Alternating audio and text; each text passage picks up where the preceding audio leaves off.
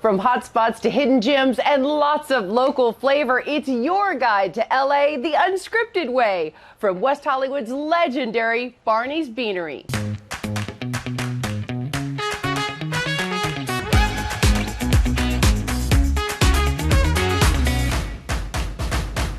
Hello everyone and welcome to LA Unscripted. I'm Dana Devin. Tonight we're getting historical about LA's oldest and coolest bars and restaurants.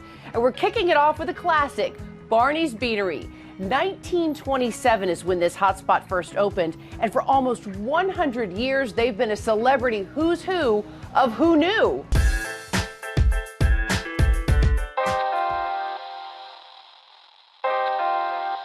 There was great stories about Humphrey Bogart coming in, about Marilyn Monroe. There's a canceled check that she wrote for chili, and it's like for $2. Well, you get into the 60s too, you get the Doors, who are in here all the time. Their studio was sort of catty corner to us across the street.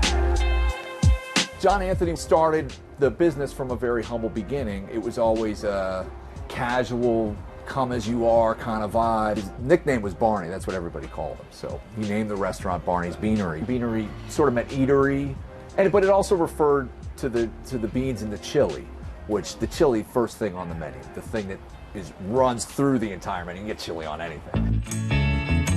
It was right along what was to become Route 66. Back then, this was just a dirt road. They hadn't even paved it out from downtown yet. It started very small, this little chili hut, and then just started to grow over the years. At that time, they're coming out of that pandemic. They're coming out of the Spanish flu. They're going into the Great Depression.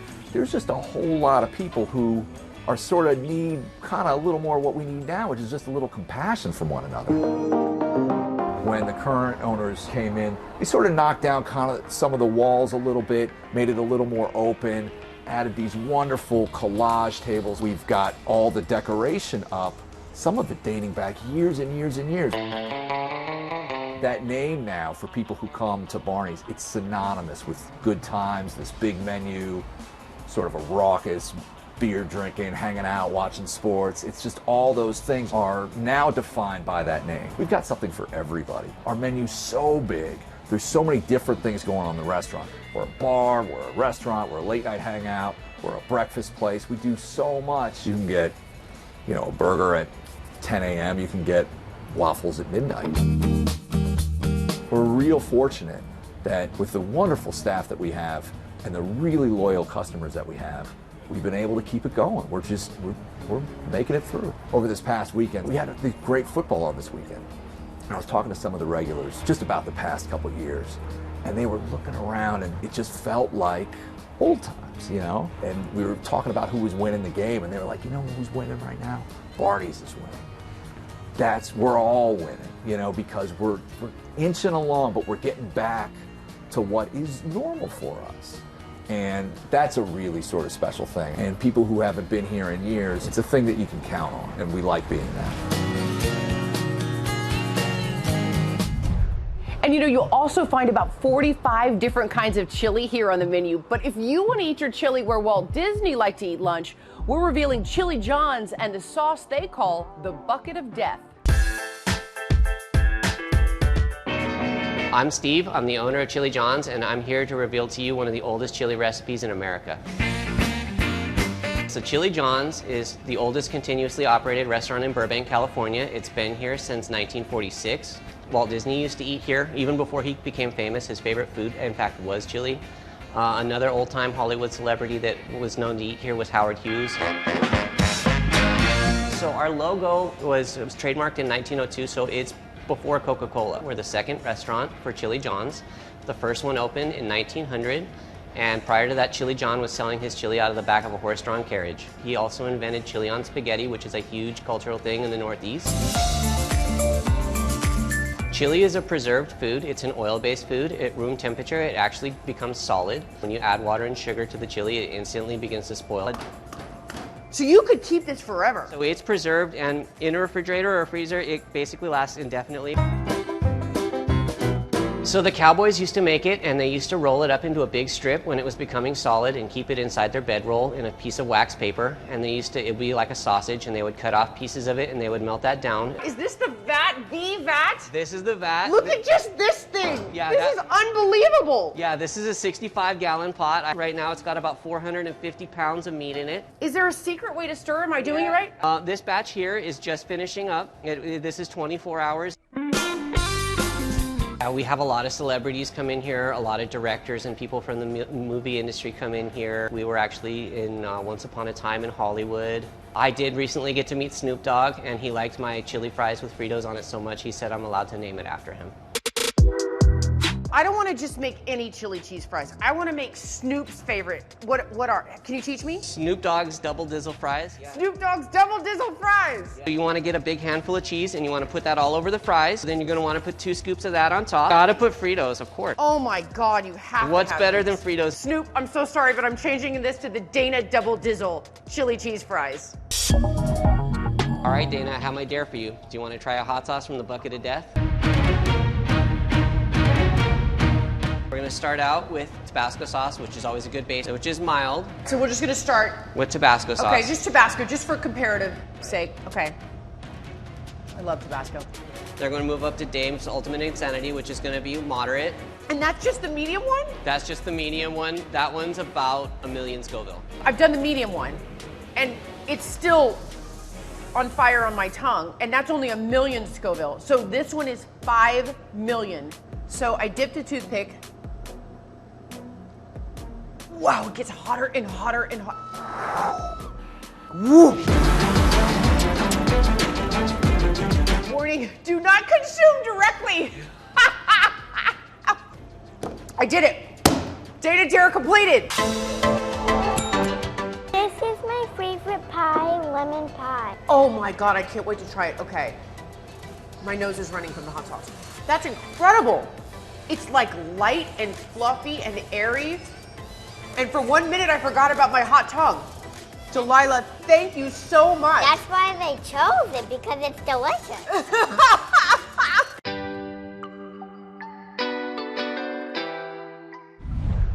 It was so hot, you guys. I don't know what I was thinking. It lasted for hours. All right, while we're here soaking up West Hollywood history, Megan Tellis checks out one of the first multicultural neighborhoods in Los Angeles and the restaurant serving up slices dripping in history. All right, now for some foosball. I missed.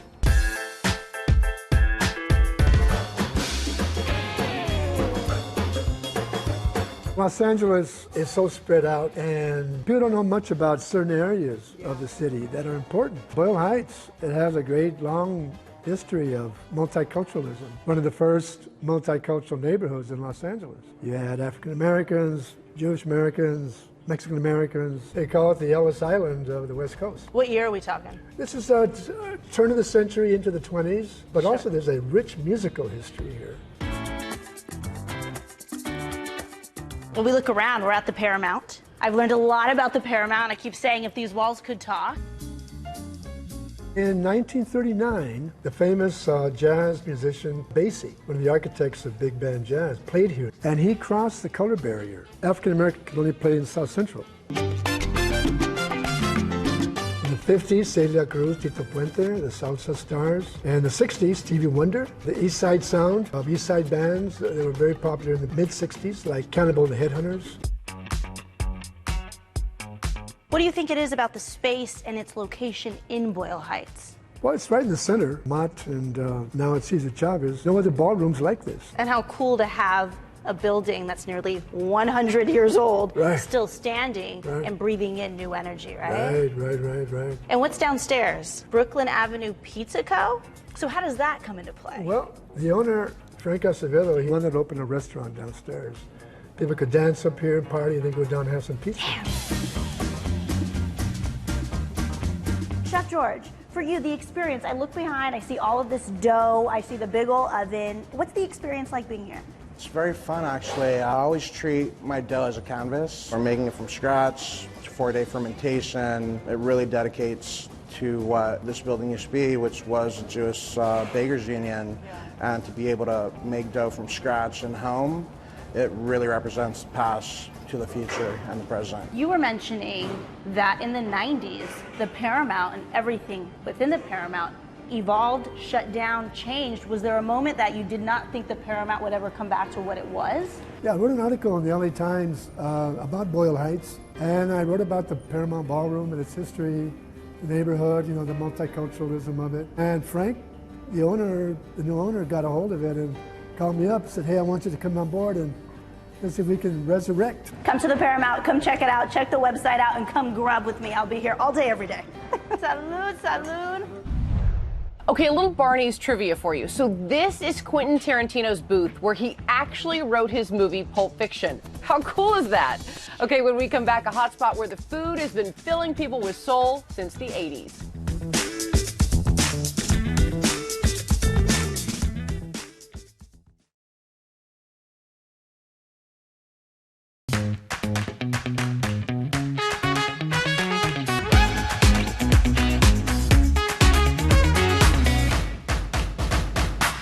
Welcome back to the historic hotspot, Barney's Beanery, located in the middle of what used to be a giant poinsettia field here in West Hollywood.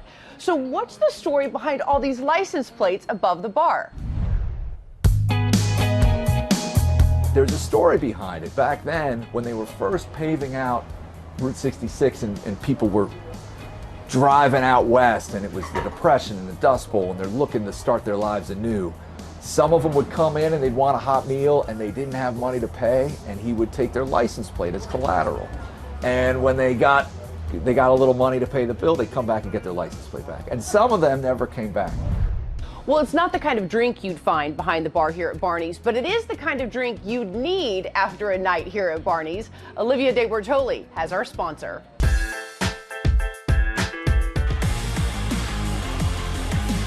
It's the beginning of 2022. Everyone wants to get into shape. You know, that's how they start the new year off. I love this time of year because we all have that motivation. So take advantage of that motivation and set mini goals. We all want to have these big goals like running a marathon, but we got to get there with smaller goals, and that actually helps with motivation. So if you're new to exercise, I say make a plan to work out maybe just 2 days a week for the first month. Write it in your schedule, plan it out like you would a meeting. And I also really recommend now with all the technology, people take advantage of fitness apps. You're gonna access the motivation and the expertise of a trainer. So that's always good. It helps you make sure you're doing the right thing. Why does hydration matter when you exercise? Hydration matters when you exercise, but it really impacts so many areas of our life, from focus to even cravings midday and performance. So when we're talking exercise, and this is a little nerdy, but even a 2% dehydration can actually impair your performance. And I am a huge fan of Body Armor because they truly offer the best in sports hydration. Today, I'm going to talk about something that's absolutely my favorite, and that's the Body Armor Light Sports Drink. So what it is it's a low-calorie, no sugar-added sports drink. It's made with potassium-packed electrolytes and coconut water. Body Armor has a program called their Commit to Fit promotion. So now through April 30th, what you need to do is you can buy $20 of any Body Armor products, including the Light. They have a Sport Water and the Body Armor sports drink you have there. And you upload your receipt and you're gonna get $10 in fitness. So you wanna stock up on these, pick your favorite flavor and get them when you head to Ralph's. Even if you only do 2 minutes of something tomorrow, that's 2 minutes more than you did today. So it's okay to start small and keep building. And then like I said, keep track of your progress, because you will see, oh my gosh, I could barely, jog to the street post and I just did a whole mile. So start small and know if you're moving forward, you're going in the right direction.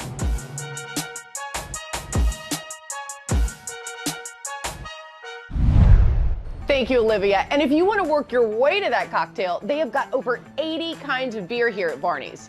All right, we'll be right back with more history from here and your favorite place for food that soothes your soul.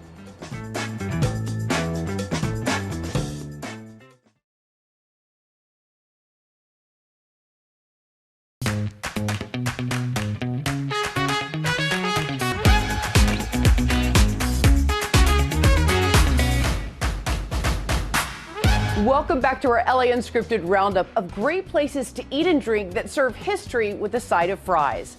So many celebrities have walked through these doors here at Barney's, but rumor has it that after the original owner died, they found a very interesting shoebox left behind.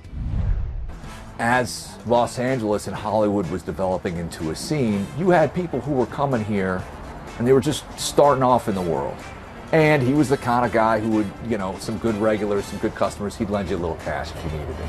He'd give you an IOU. During one of the renovations with the IOUs, they find this box of IOUs and they're going through it, and Clark Gable's in there. More speaks to the kind of guy John Anthony was. He wasn't lending them money when he was Clark Gable, he was lending them money when he was just a guy getting started. While Barney's is known for serving comfort food to everyone from the Brat Pack to Bob Dylan and Betty Davis, our Jasmine Simpkins takes you to Dulan's, that's been serving soul food to its customers since the 80s. When it comes to soul food in LA, there's only one name I think of: Dulan's. Dulan's on Crenshaw and Dulan's Soul Food Kitchen. Dulan's has been in existence for over 30 years. It was started by our parents, Adolph and Mary Dulan, and they initially opened a hamburger stand called Hamburger City, which later morphed into Aunt Kizzy's Back Porch, and currently we operate as Dulan's Soul Food Kitchen and Dulan's on Crenshaw. I'd like to get the baked fish. Ooh, the string beans are my favorite. Oh my gosh, I'll do the cabbage. I gotta do the cornbread muffins. Altogether, we've been in the restaurant business approaching 50 years. We started off in the hamburger business, but the hamburger business started to fail. And so my parents decided to start serving soul food as a solution.